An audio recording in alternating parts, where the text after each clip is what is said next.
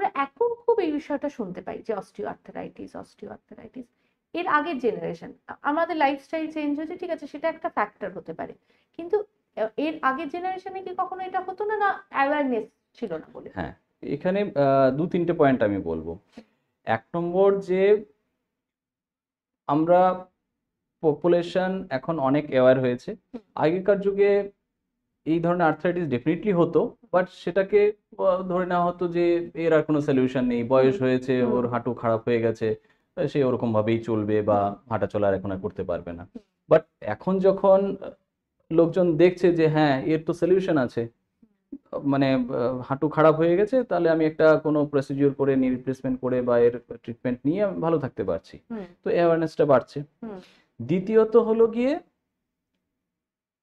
যে আমাদের ইন্ডিয়াতে বা all over the world medical সায়েন্সের অ্যাডভান্সমেন্টের জন্য এভারেজ লাইফ এক্সপেক্টেন্সিটা বেড়েছে। তো ধরুন আগে যদি লাইফ এক্সপেক্টেন্সি 60 বা 65 হতো, এখন সেটা 70, ইভেন মোর দেন 70।